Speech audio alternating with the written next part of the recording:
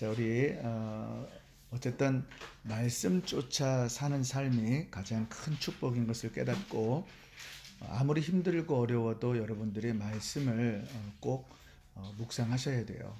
그거 외에는 다른 답이 없으니까.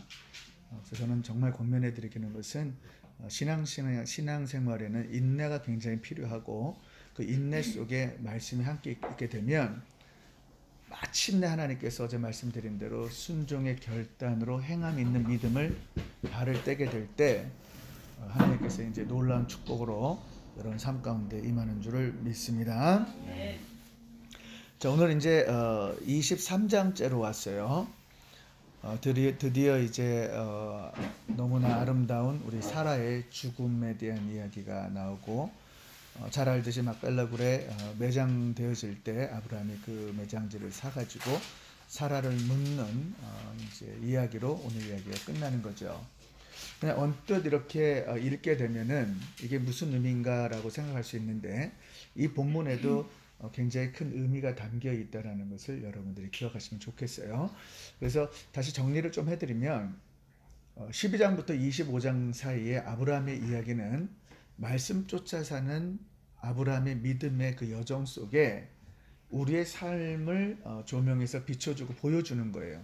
마치 아브라함의 삶이 믿음이 우리와 같이 연약하고 힘들고 쓰러지고 넘어지는 이제 그런 부족함을 우리들에게 보여주고 있는 거예요. 그래서 그런 부분 속에서 하나님께서 어떻게 우리 삶을 개입하시고 또 쓰러져 있는 우리에게 어떻게 오셔서 어떻게 힘을 주시고 어떻게 위로하시고 그래서 마침내 하나님의 약속이 어떻게 이루어지는가를 이제 우리에게 보여주는 거예요.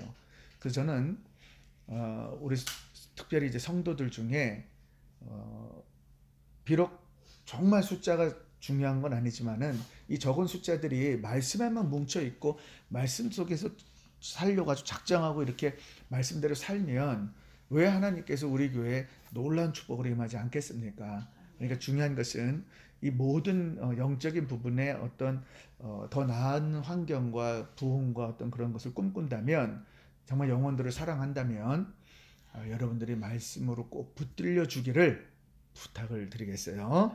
자, 오늘 이제 사라의 죽음에 대한 이야기를 그냥 전체적인 한 틀이기 때문에 그냥 너무 쉬운 이야기니까 처음부터 그냥 교독해서 읽고 제가 말씀을 증거하도록 하겠습니다. 사라가 127세를 살았으니 이것이 곧 사라가 누린 횟수라. 사라가 가나안 땅 헤브론 곧 기럇 아르바에서 죽음에 아브라함이 들어가서 사라를 위하여 슬퍼하며 애통하더라. 그 시신 앞에서 일어나 나가서 헷 족속에게 말하여 이르되 나는 당신들 중에 나그네여 우고하자니 청컨대 당신들 중에서 내게 명한 자를 주어 소유를 삼아 나로는 죽은 자를 내어 장사하게 하시오. 헷 족속이 아브라함에게 대답하여 이르되 내 주여 들으소서. 당신은 우리 중 하나님의 방백이시니 우리 묘실 중에서 좋은 것을 택하여 당신의 죽은 자를 장사하소서. 우리 중에서 자기 묘실에 당신의 죽은 자 장사함을 금할 자가 없으리라. 아브라함이 일어나 그 땅 주민 헷 족속을 향하여 몸을 굽히고 그들에게 말하여 가로되 나로 나의 죽은 자를 내어 장사하게 하는 일이 당신의 뜻이신데 내 말을 듣고 나를 위하여 소알의 아들 엘론에게 구하여 그가 그의 밭머리에 있는 그의 막벨라 굴을 내게 주도록 하되 충분한 대가를 받고 그 굴을 내게 주어 당신들 중에서 매장할 소유지가 되게 하기를 원하노라 하매 이때 엘론이 헷 족속 중에 앉았더니 그가 헷 족속 곧 성문에 들어온 모든 자의 두뇌에 아브라함에게 대답하여 가로되 내 주여 그리 마시고 내 말을 들으소서. 내가 그 밭을 당신에게 드리고 그 속의 굴도 내가 당신에게 드리되 내가 내 동족 앞에서 당신에게 드리오니 당신의 죽은 자를 장사하소서. 아브라함이 이에 그 땅 백성을 대하여 몸을 굽히고 그 땅의 백성이 듣는 데서 에브론에게 말하여 이르되 당신이 합당히 여기면 청하건대 내 말을 들으소서. 내가 그 밭값을 당신에게 주리니 당신은 내게서 받으시오. 내가 나의 죽은 자를 거기 장사하겠노라. 에브론이 아브라함에게 대답하여 가로되 내 주여 내 말을 들으소서. 땅값은 은 400세겔이나 그것이 나와 당신 사이에 무슨 문제가 되리이까. 당신의 죽은 자를 장사하소서. 아브라함이 에브론의 말을 쫓아 에브론이 헷 족속에 듣는 데서 말한 대로 창고에 통용하는 은 400세겔을 달아 에브론에게 주었더니 마므레 앞 막벨라에 있는 에브론의 밭 곧 그 밭과 거기에 속한 굴과 그 밭과 그 주위에 둘린 모든 나무가 성문에 들어온 횟수가 앞에서 아브라함의 소유로 정한지라. 그 후에 아브라함이 그 아내 사라를 가나안 땅 마므레 앞 막벨라 밭 굴에 장사했더라. 마므레는 곧 헤브론이라. 이와 같이 그 밭과 그 속의 굴을 헷 족속이 아브라함 소유 매장지로 정하였더라.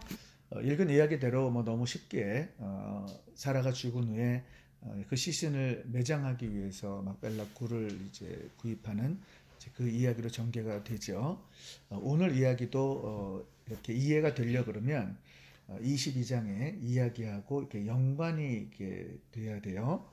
어제 우리가 이제 말씀을 대할 때 아브라함의 동생 라울의 족보가 끝에 가서 이렇게 나오는 것을 보게 되죠. 뜬금없이 딱 나오니까 사실 약간 좀 당황되는 경우가 있어요. 근데 그 22장의 라울의 족보가 이 23장을 이제 연결하는 것을 보게 된단 말이에요.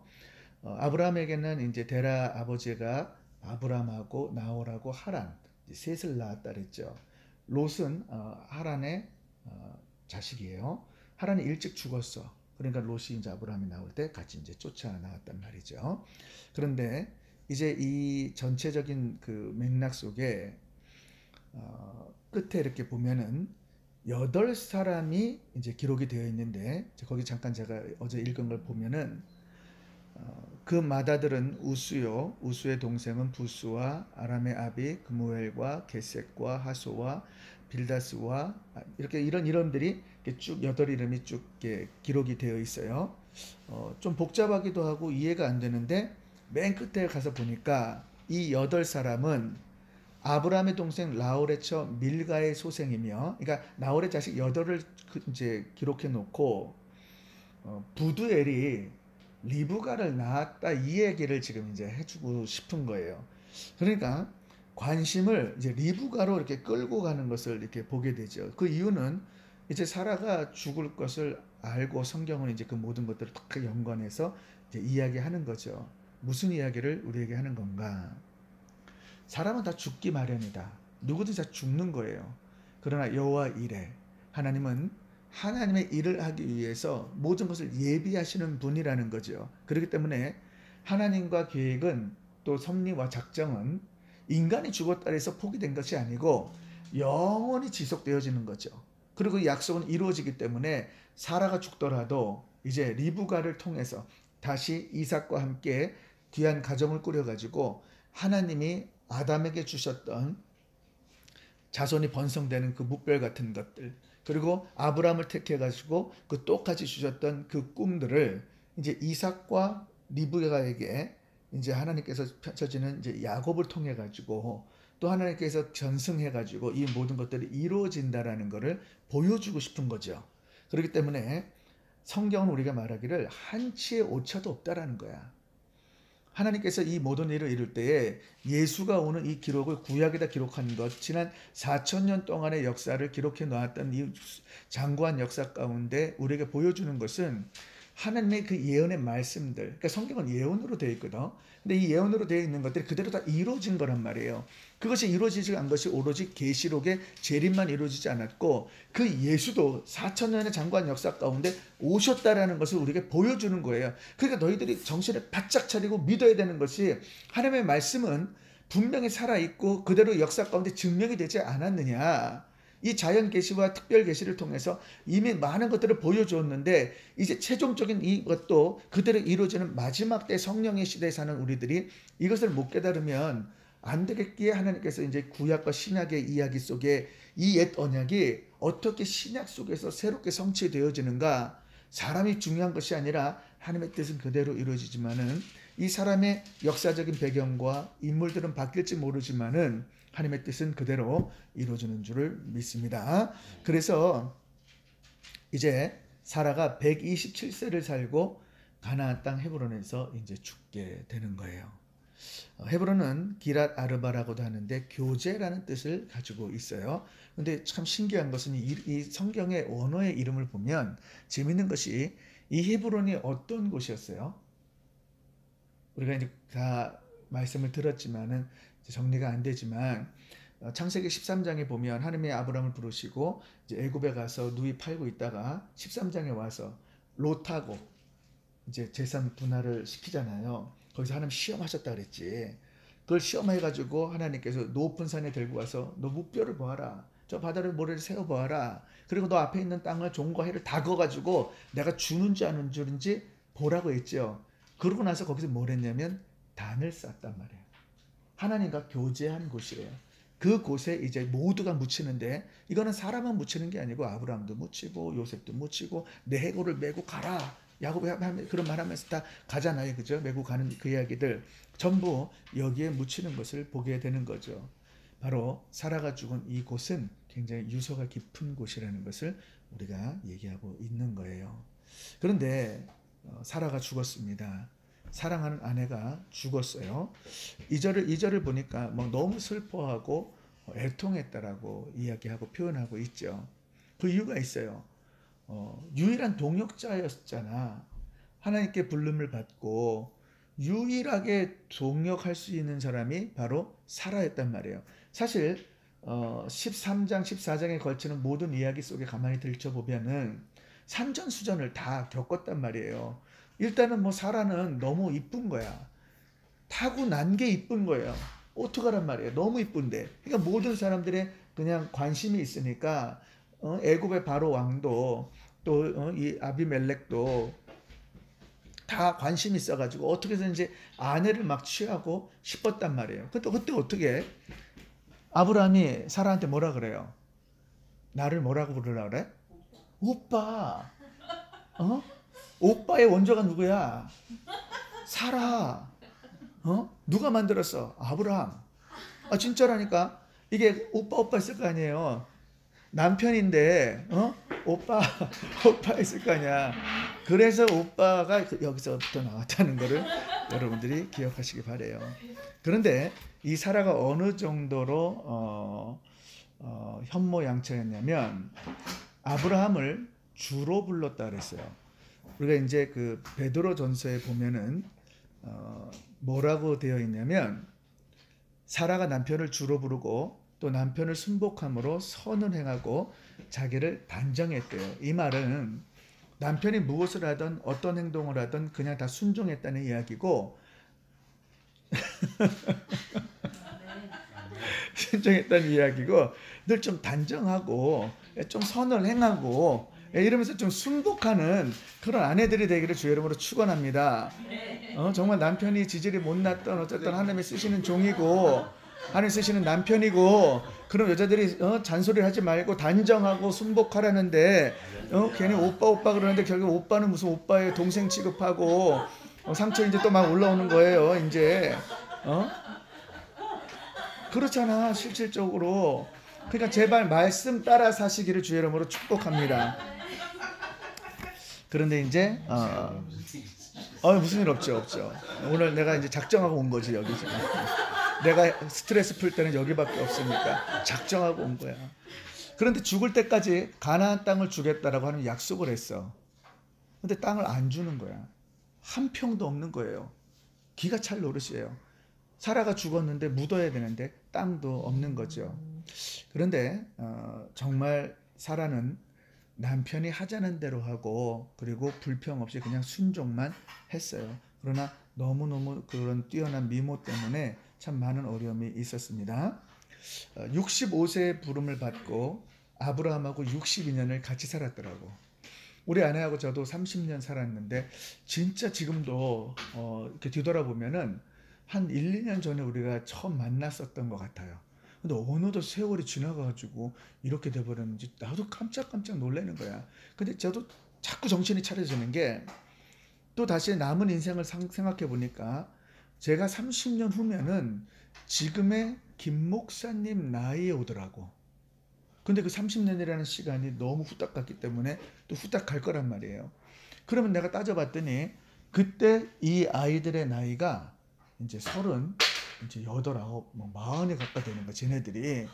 그럼 그때 또 드세 가지고 오빠 걔네들이 또 그럴 거 아니야.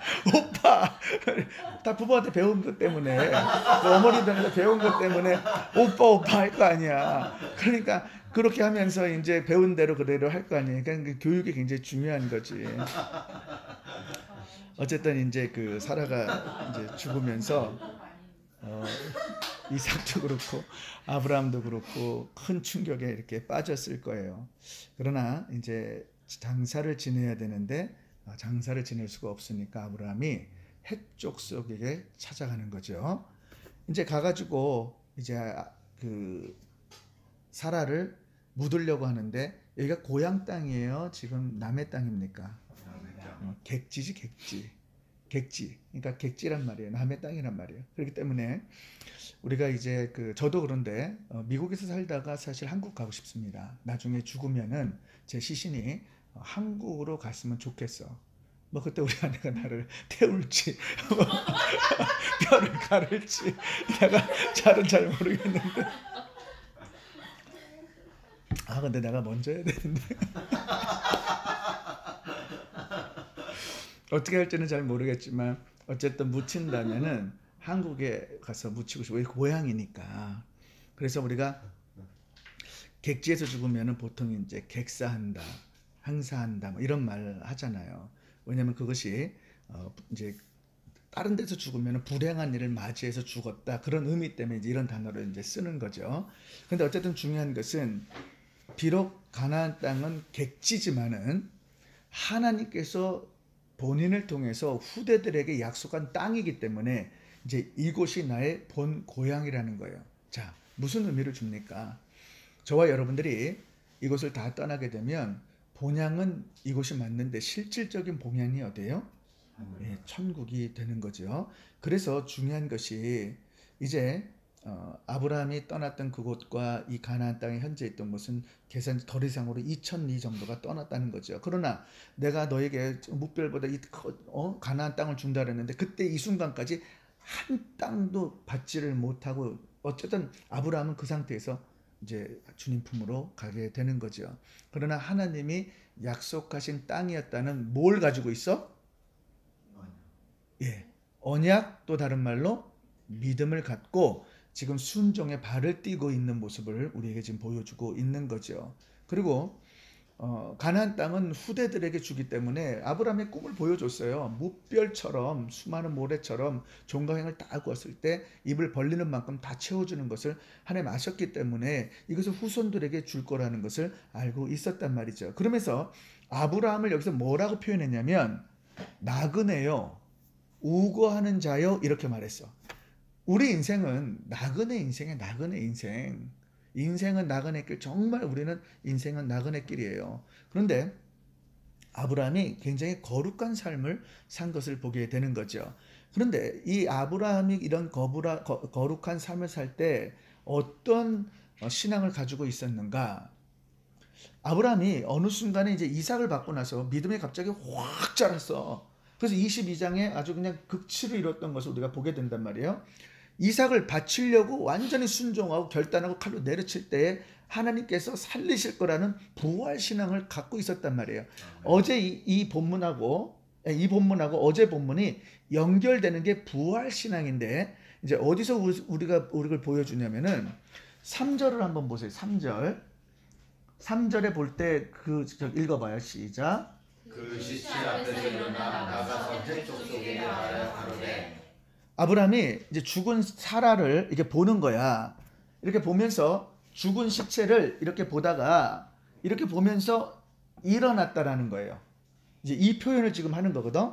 근데 이거를 왜 이렇게 지금 표현을 하냐면 시체를 몸에다가 포개가지고 이렇게 일어나는 것이 유대인들에게는 부활의 표상이었어요. 그러니까 쉽게 말하면 우리가 이제 열왕기 상에 볼 때 사렙다 과부 자식이 죽죠. 그때 엘리야가 어떻게 하지? 위로 올라가서 눈 마주치고 이렇게 손 대고 이렇게 하죠. 그러고 나서 일어나죠. 이렇게 서로 몸을 포개가지고 함께 있을 때 일어날 때 부활한다라는 그런 것을 상징적으로 가지고 있었단 말이에요. 그래서 그때 엘리야가 그 죽은 자들을 포개서 이렇게 하는 모든 행위들이 그 당시 관습 속에 부활 신앙을 보여주는 거죠. 그러니까 오늘 이 본문 속에서 사라를 보고 죽은 사람을 보고 일어날 때 아브라함은 이 막벨라 굴을 자기가 헤브론 땅을 취할 때에 이 땅을 내가 취함으로써 이제 하나님께서 이제 우리의 천국 소망 속에 갖고 있는 천국의 그 믿음의 신앙을 이미 가지고 있었다는 것을 보게 되는 거예요. 이 사실을 히브리서에서 증명을 해줘. 아브라함이 어떻게 이 부활 신앙을 갖고 있었는가. 그런데 이때 20년 전에 이미 아브라함이 부활 신앙을 가지고 있었다고 히브리 기자가 말하는데 잠깐 천천히 읽어볼게요. 아브라함은 시험을 받을 때에 믿음으로 이삭을 드렸으니 그는 약속들을 받은 자로 돼 그 외아들을 드렸느니라. 그에게 이미 말씀하시기를 내 자손이라 칭할 자는 이삭으로 말미암았느니라 하셨으니 그가 하나님이 능히 이삭을 죽은 자 가운데서 다시 살릴 줄로 생각한지라. 비유컨대 그를 죽은 자 가운데서 도로 받은 것이니라. 부활 신앙을 이미 아브라함이 가지고 있었던 것을 보게 되는 거죠. 그래서 중요한 것이 이제 아브라함은 어쨌든 죽었기 때문에 그 시신을 땅에 묻어야 된단 말이에요. 그런데 그 헷족 속에 가서 내가 내 사랑하는 아내가 죽어서 이제 땅을 묻어야 되겠는데 내가 무덤이 필요하다. 그래서 나한테 이 땅과 이게 필요하니까 이걸 내가 좀 사기를 원한다 그랬어요. 그때는 헷족 속이 뭐라고 아브라함을 부르냐면 주라고 부르는 거예요. 그리고 우리의 지도자라고 이렇게 부르는 거예요. 그러니까 이렇게 불렀다라는 것은 지금 방백 가운데 막 아브라함을 높여주고 있는 거야. 근데 아브라함을 그냥 높이는 게 아니라 아브라함의 신앙의 태도 속에서 모범적인 삶을 살았기 때문에 헷족 속의 롤 모델, 멘토가 바로 아브라함이었다고. 그 삶 속에 살게 되니까 이제 아브라함 우리가 무슨 말을 합니까? 이 지금 우리가 사라가 죽었는데 무슨 우리에게 값을 치러가지고 지금 무덤에 매장지를 사십니까? 말이 안 되니까. 그런데 아브라함이 몸을 막 굽히는 거예요. 막 너무 겸손하게. 그러면서 아니다 내가 값을 치러야겠다라고 막 말을 하는 거죠. 그런데 아니 우리 주인 되시고 주 되시고 지도 되시는 아브라함 그냥 매장하셔도 누가 아무도 뭐라고 할 사람이 단 한 사람도 없습니다. 철저하게 믿음으로 살았던 아브라함의 존경스러운 모습을 우리들에게 보여주고 있는 것을 보게 되는 거죠. 그러면서 이제 말하는 거예요. 아니다. 내가 꼭 부탁하는데 이 매장지를 꼭 내가 값을 주고 살 수 있게끔 나에게 그렇게 허락하라고 말을 하고 있는 거죠.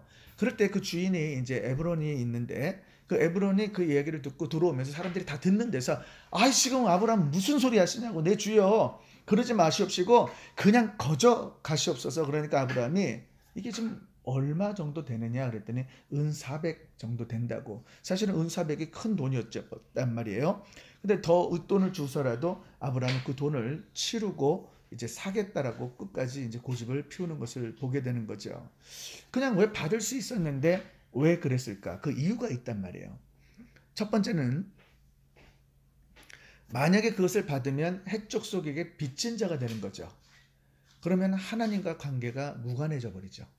그러니까 그런 관계 속에서 아브라함은 인간적인 생각으로 한 것이 아니라 반드시 이것을 지키고자 하는 믿음을 가지고 있었다. 왜? 후대에게 이 땅을 준다고 약속을 했으니까 이것을 빚진 자로 만들어버리면 안 되는 거예요. 그러니까 이것을 반드시 값을 주고 내 것이라고 칭할 수 있는 믿음이 있어야 되는 거예요. 무슨 말을 하는 거예요? 예수 그리스도의 보혈이 우리 값을 제 값을 치렀잖아. 그럼 무엇을 말해야 됩니까? 천국이 내 것이라고 우겨야 될 거 아니에요. 그 믿음이 없는데 어떻게 천국이 내 소망이 될 것이고 내 것이 될 수 있는 것인지 우리에게 지금 그것을 말하고 있는 거죠. 그리고 만약에 그걸 사지 않으면 상속할 때 문제가 된다고. 이삭한테 상속할 때 어떻게 되겠어요? 아니 지금 너희 아버지한테 거저 준 거지 너한테 준 거 아니야. 뺏을 수 있단 말이야. 그러니까 아브라함이 지혜롭게 이제 이삭에게도 이것이 흘러넘치고 이삭뿐만 아니라 이삭을 통한 야곱 12지파 그 꿈대로 모든 사람들이 이스라엘 백성들이 이 아브라함 이 가나안 땅 그 지금 이제 역사적으로 보면 팔레스타인의 땅이란 말이에요. 이 팔레스타인의 이방인과 유대인의 이 치열한 지금까지의 싸움을 보면 지금도 뭐 가자 지구에서 계속 지금 싸우지요. 그 요만한 그 예루살렘 그 땅 속에서 이스라엘을 자기네 땅이라고 다시 우겨가지고 팔레스타인하고 전쟁하고 있는 이 모습의 이 역사적인 정황이 얼마나 재밌는지 몰라. 그런데 지금도 이걸 믿고 이스라엘은 다 자기네 땅인 거야. 그러니까 전쟁만 하면 이기는 거예요. 다 땅이 돌아오는 거예요. 그러니까 뭐 처음에 20만 백투에르사람 할 때 처음에 모였을 때 20만 들어갔단 말이에요. 그 20만하고 4개국, 8개국, 12, 12개국 전쟁을 몇 번 치르는데 못 이기는 거야. 아니 무슨 뭐 몇십만 대 4천만 막 싸우는데 못 이겨. 너무 기가 막히게. 그러면서 전쟁이 이길 때마다 땅이 막 생기는 거예요. 하나님이 약속한 그냥 그 약속대로 그대로 되는 것을 보게 되는 거죠. 그렇기 때문에 후대들에게 내가 샀기 때문에 내가 죽어도 내가 값주고 산 것을 너희가 기억하라는 거예요. 그래서 이것을 정확하게 하자는 거예요. 셈을 하자는 거예요. 그리고 주었다라는 거죠. 여러분 이제 오늘 말씀을 짧기 때문에 아주 간단하게 끝을 내는데 중요한 것은 여러분들에게 예수 그리스도의 피값으로 구원을 받고 내가 거기에 구원을 받은 축복이 그 믿음이 여러분들에게 있는지를 가만히 한번 보세요. 우리는 죽어가지고 이 땅에 묻혀야 합니다. 이 땅에 묻힐 때에 묻혀야 하는 이 과정 속에 우리도 밭이 필요하지. 우리도 굴이 필요해요. 한 평의 땅이 필요하다고. 그 한 평의 땅에 묻히지만은 여긴 영원한 곳이 아닌 거야. 아브라함은 그걸 아는 거예요. 하나님께서 이제 구원받는 수많은 자들이 하나님 나라의 확장 속에서 예수의 피값으로 구원받은 모든 사람들이 믿음으로 들어왔을 때에 이 땅에 살아가는 교회 공동체 속에 떠나갈 수 없고 이 교회 공동체에 피값 주고 산 우리 모두가 이제 구원에 이를 부분에 영원한 소망은 저 천국에 있다라는 거예요. 그러나 우리 육신이 있을 때에도 우리 육체가 묻혀야 되기 때문에 우리가 하나님께서 그것도 허락하시고 이 땅 속에서 교회 안에서 잘 자라가라고 우리에게 주는 교훈이죠. 그래서 나중에 예수님이 이 땅에 오시게 되면 어떤 일이 벌어져요? 다 필요 없는 거야. 어떻게 돼? 이 땅에서 뭐가 돼? 사람이 죽으면 물질 부분과 비물질이 나눠지죠. 물질은 어디로 가? 땅으로 가죠. 비물질은 어디로 가? 천국으로 가죠. 누구랑 같이 있어? 예수님이랑. 비물질로 있는 거야. 영혼으로 있는, 영혼으로. 어디에? 낙원에. 낙원에 있으면 이 낙원에 있는 내가 이제 예수님하고 만약에 재림을 지금 안 하셨잖아요. 우리가 죽었으면 이 영혼은 낙원에 주님하고 영혼에 같이 있겠죠. 그럼 이제 천국 복음이 전해져서 이 영혼이 주님과 같이 오게 된다 그랬죠. 그 영혼이 올 때 우리가 구름 위에 올 때 나팔 불 때 어떻게 다 볼 수 있는 정도로 우리가 알게 된다 그랬죠. 그때 어떻게 된다고? 죽은 자들이 들림 받고 어디서부터 들림 받는다는 얘기예요 지금? 땅에서부터. 들림을 받을 때 육체를 다 찾아가는 거야. 신기하죠? 이렇게 생각해봐요. 내가 죽었어. 묻었어. 그러면 이제 유기물이니까는 뭐 세포들이 막 생겨가지고 갉아먹어가지고 흩어졌을 거 아니에요 이렇게. 그럼 존재가 없어진 것 같잖아요. 아니라는 거야.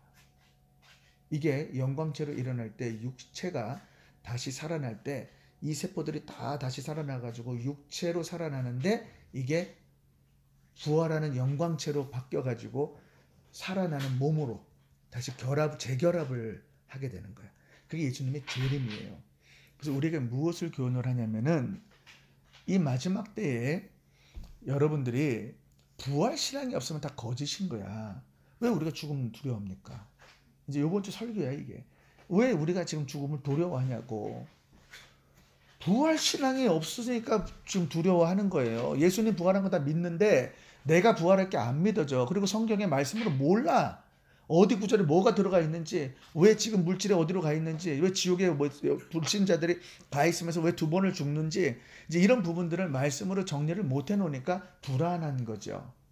그래서 저는 오늘 말씀 속에 여러분들이 정말 이렇게 깨닫기를 원하는 것은 진짜 천국 소망 속에 부활 신앙을 갖기를 주의 이름으로 축복합니다. 아멘. 아멘. 네, 그래요. 내가 오늘 한 번도 끙끙거리지 않고 다 했어. 기도하고 했거든. 그리고 내가 다시는 내 끙끙거리는 내가 안 한다고 했더니 오늘 한 번도 안 했습니다. 너무 감사해요.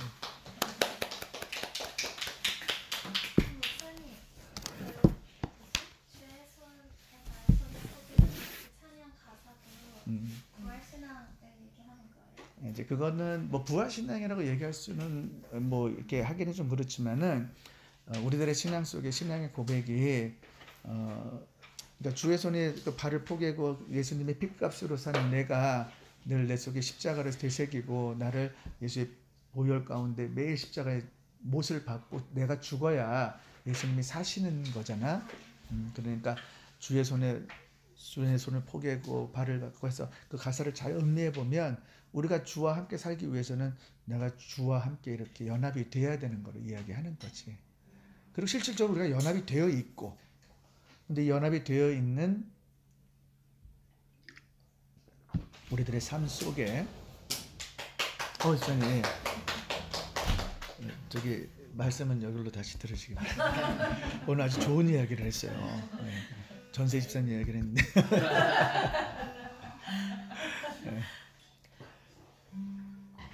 자, 정리를 할게요. 신앙 속에 말씀 쫓아가는 삶 너무너무 중요하다. 그러나 이것은 이 땅 속에서 어떤 이적이나 표적이 아니고 부활신앙, 천국 소망을 바라보는 것이 우리들의 갈 영원한 본향이다라는 거. 그래서 여러분 한 분 한 분이 오늘 기도하시면서 정말 내가 부활신앙이 있는가? 만약에 없다면 다시 기도하시고 충만히 찾아가기를 주의 이름으로 축복합니다.